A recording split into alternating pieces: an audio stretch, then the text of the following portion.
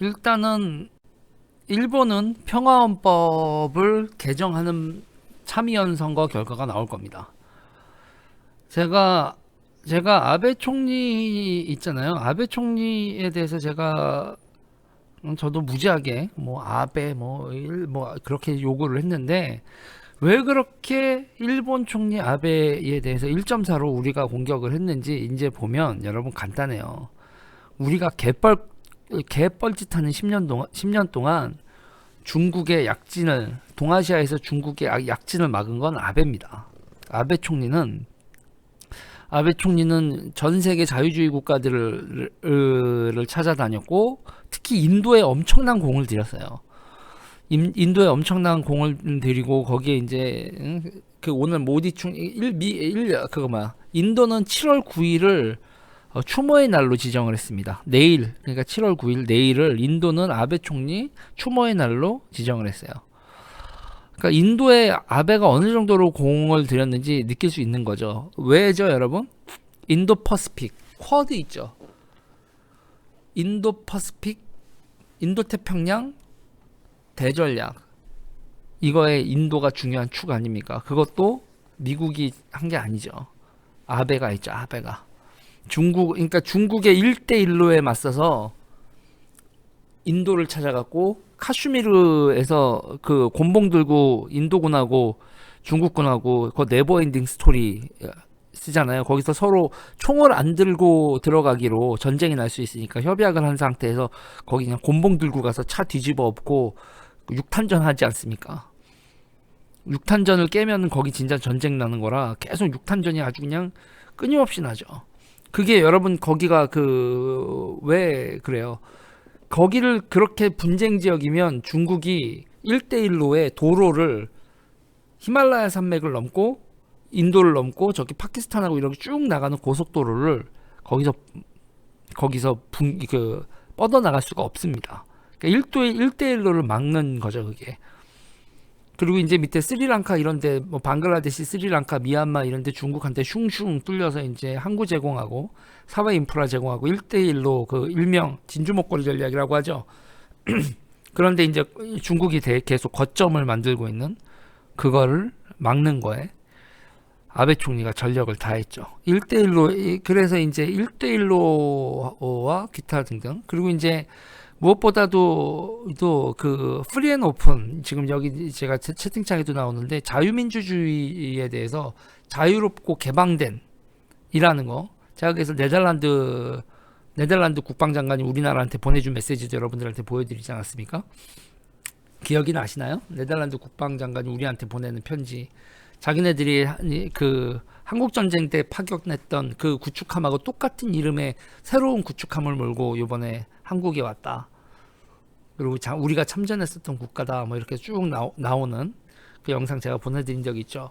그래서 프리 앤 오픈은 자유민주주의 국가들의 정체성을 상징하는 말이 됐죠. 이것도 일본의 외교 전략, 중국에 맞서는 외교 전략의 산물입니다.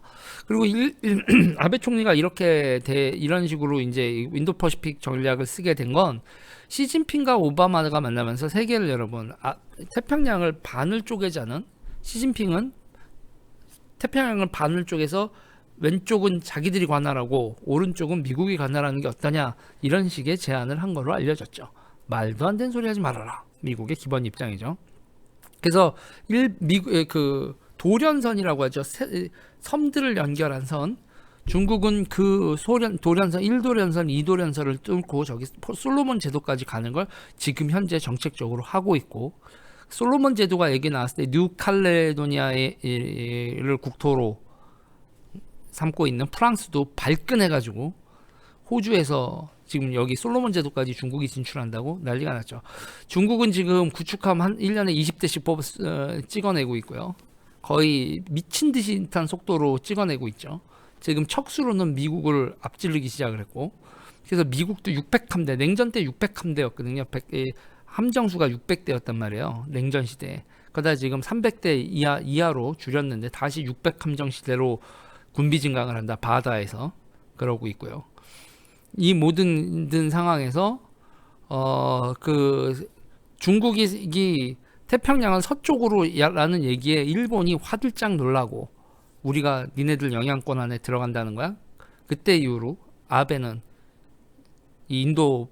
아베와 일본 그 외교 전략가들은 인도 퍼시픽 아시아 인도 태평양 대전략을 구상을 했고 거기에 이제 영국, 네덜란드, 독일 등의 구축함이 인도 퍼시픽에 이렇게 오고 그리고 중국한테도 그 남중국해 영유권 주장 말도 안 되는 소리 하지 말라고 하고 항행의 자유 작전을 미국과 그리고 나머지 국가들이 참여하는 걸 미국은 내가 참는데 딴 놈들도 항행의 자유 작전 하기만 해라 이러는데 연합훈련으로 이제 2025년 중국이 점점 남중국해 영유권을 강화할 때 나는 미국과 나머지 나라들이 모두 합심해서 중국의 대만 앞바다까지 그냥 가로지르는 작전을 할지 안 할지 뭐 그런 논의까지 되고 있다고 알고 있습니다.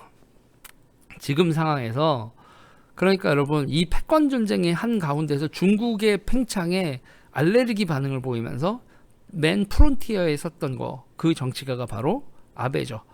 독일, 이탈리아, 뭐 유럽 국가들 뭐 머가리 빠져가지고 우리나라도 머가리 엄청 빠져가지고 뭐 중국에게 도시 하나를 내줘서 메이드 인 이탈리 바이 차이나 이런 사태까지 벌어지는 한 도시 자체가 그냥 중국의 의류 생산 기지가 되는 이탈리아라든지 메르세데스 벤츠나 이런 데의 BMW 이런 데의 지분을 중국이 최대 지분을 가지게 되는 그런 사태를 방치한 독일이라든지 기타 등등의 나라들의 중국에 대한 경각심을 전 세계에 퍼뜨리고 그리고 그 중국을 견제해야 되는 자유주의 동맹 이니셔티브를 관철시킨 것도 그러니까 이 아베입니다. 그러니까 이거를 아베의 인도 태평양 국제질서 이니셔티브 대전략 이거를 미국을 설득했고 미국이 받아들이고 그 다음에 이제 디테일한 내용들은 미국이 주도하고 있죠.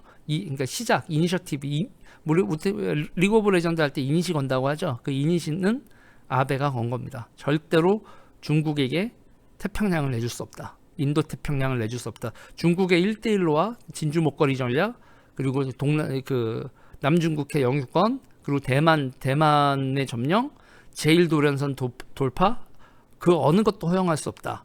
그게 아베의 국제 정치였고 우리나라가 머가리 빠져 있는 동안 아베는 정말 열심히 외교를 하고 있었던 거죠.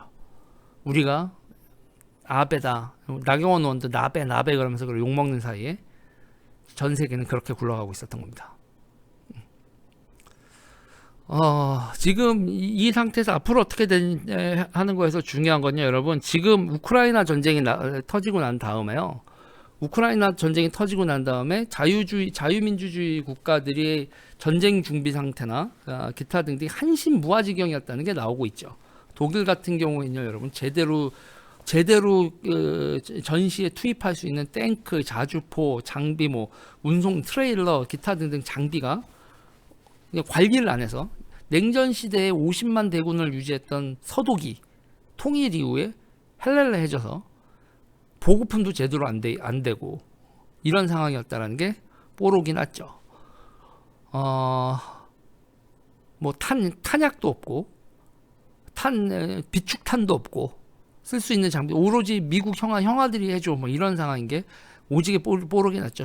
그러니까 트럼프가 했었던 말이 헛소리가 아니었던 거죠. 니들 다 왜 미국한테만 의존해? 니네는 돈 왜 안 써? 우리는 GDP 3%를 쓰는데 니네는 1%? 이 싸가지들 2%라도 써. 지금 2% 쓰기로 다 의결을 하고 있죠. 그리고 독일은 특별히 한 번 더 돈을 왕창 150조인가요? 100 몇 조죠? 지금 환율로 하면 150조고 그때 환율로 하면 120조 정도인가요? 그 정도 돈을 쓰기로 했고 이거는 매년 GDP 사는 거랑 그리고 이제 일본 같은 경우도 이제 평화헌법이라고 해서 일본의 자위대만 하고 군대를 가지지 못한다. 이게 일본의 헌법인데 지금 이번에 참의원 선거나 기타 등등에서 그 개헌을 할 수 있는 의석을 무난히 확보할 거라고 봤는데 아베의 죽음으로 아베의 유지죠. 아베가 가장 원했던 평화헌법의 개정 그리고 정상국가 일본 무장하는 일본 이제 요번 내일 모레 벌어질 선거에서 일본은 개헌을, 그리고 아베의 추모 분위기, 지금 정치 분위기, 지금 아베 추모 분위기가 지금 일본 오늘까지 제가 일본 뭐 지금 본 거 지금 확인한 결과로 장난 아니에요. 아베의 죽음에 대해서 일본 사람들이 추모하고 큰 정치인이었다 이런 식으로. 그리고 저 사람의 유진 평화헌법 개정을 일본 사람들이 압도적으로 지지하는 방향으로 가고 있습니다. 자, 일본이 재무장을 한다는 건요, 일단 중거리 미사일부터 시작해서 해군, 중국이 미친 듯이 뽑아대는 미사일, 이지스 시스템이라고 하는데 아무튼 그건 그냥 미사일 발사함이라고 할게요. 중국이 기분 나쁠 수 있지만 그냥 미사일 100개 이상 싣고 다니면서 우르르 쏠 수 있는 그런 미사일 발사함, 그런 것들 그냥, 그거는 뭐 기술력이 떨어져도 미사일 발사함은 만들 수 있는 거라고 하니까 100개 정도, 뭐 우린 120개야 100개 뭐 이러면서 그냥 무지하게 크게 미사일 발사하는 구축함들 만들고 있는데, 그거에 미국과 일본이 질적 양적 중국의 해상 봉쇄에 같이 나서는 거죠. 그리고 이제 대규모, 여러분 제가 말씀드렸지만 우리가 을지 가디언 프리덤 훈련, 여러분 미국하고 우리랑 동원해서 10만 명 훈련을 하는 거면 여러분 군단급 훈련입니다. 군단급, 군단 이상, 거의 군급 훈련이죠. 요번에 이제 나토 우크라이나 사태 나고 뭐 노르웨이 그쪽에 모여가지고 냉전 붕괴 이후에 최대 규모 훈련한다고 3만 6천 명 모였습니다. 나토 국가들 다 모여서. 지제이님 감사합니다. 그렇게 모였는데 우리는 여러분 단일 국가가 10만 명 합니다. 미국은요, 미국이 우리나라를 얘기할 때 있어요. 사막을 빼놓고 모든 걸 다, 산악전, 그리고 겨울훈련, 여름훈련 다 할 수 있고, 상륙작전, 그 모든 훈련을 다 할 수 있는 곳에다가 같이 할 수 있는 동맹, 그렇다고 그래요. 그래서 여러분 그 요번에 림팩에서도 요번에 우리나라 장군이 림팩 총사령관 역할을 하고 있죠. 그리고 거기서 다른 나라들한테 요번에 림팩 보다 보니까 바다에서 PSI라고 하죠. 그 검색하고 바다에서 그 위험 물질, 그러니까 대량 살상 무기와 관련된 뭐 부품이라든지 기타 등등을 싣고 있을 때, 그거를 있을 때 바다에서 수색하고 압수수색할 수 있는, 배를 점령해서 배를 이렇게 납포해서 그 압수수색할 수 있는 거 이제 PSI라고 하는데, 그런 거, 그 능력을 가지고 있는 나라도 거기 지금 림팩에 요번에 딴 데가 원래 없는 건지 요번 림팩에 준비 안 한 건지 모르겠는데 우리나라하고 미국만 했습니다. 자, 무슨 얘기냐? 이제 일본도 정상 국가화 한 다음에 군비를 늘리게 된다. 자, 여기서 이제 우리나라와 관련된 중요한 변수가 있어요. 우리나라와 관련된 중요한 변수가 뭐냐면, 우리나라가 일본의 평화헌법의 개정에 반대하고 나서면, 그리고 그거에 우리나라 국내 정치가 절대로 일본의 평화헌법을 일본의 재무장을 용납하지 않겠다 그러면 여러분 우리 어떻게 되는 거예요? 우리 이 아시아 태평양 동맹에서 떨궈져 나가는 겁니다. 그러니까 지금요 있잖아요. 우린 두 가지 선택을 해야 돼요. 일본과 정식 동맹국이 되느냐, 한미일, 그리고 이 아시아 태평양의 다자 안보 체계, 한미일, 뉴질랜드, 호주, 필리핀, 싱가포르, 기타 등등이 뭉친, 일본이 평화헌법을 개정한 이후엔 서태평양에, 여러분 서태평양의 자유주의 동맹, 나토에 해당하는 노스 아틀란틱가 아니라 웨스트 퍼시픽 동맹이 생긴단 말이에요. 그거에 우리 국민이 어떤 반응을 하느냐에 따라 우리의 100년이 결정이 날 겁니다. 우리의 100년, 19세기 뻘짓으로 식민 지배를 당한 거하고 똑같이, 여러분 그때 당연히 여러분 우리가 러시아가 아니라 영국과, 그럴 능력도 없었지만 일본, 영국과 맞서서 러시아의 남하를 막는 그런 정도의 식견이 있었으면 우리가 그런 비참한 식민지배 안 당했을 거예요. 우리나라는요, 여러분, 복인지 뭔지, 이게 왜 우리나라가 일본한테 식민지배를 당했냐? 딴 나라들은요, 먹을 게 없어서 관심이 없었거든요. 자원도 없고, 뭐 팔아먹으려고 해도 중국 먹기 바빠가지고 한국 먹어봐야 이득일까? 그런 상황에서 우리가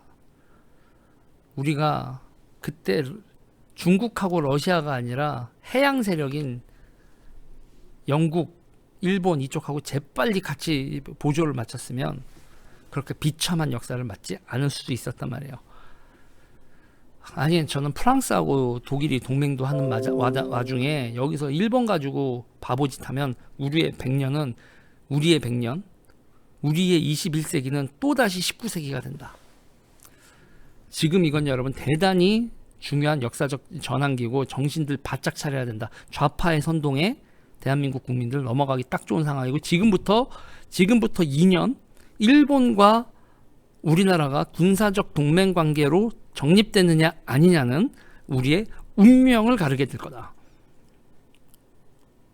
지금부터 여러분 살떨리는 정치의 시간이 시작이 될 겁니다. 이 얘기 여기까지 할게요.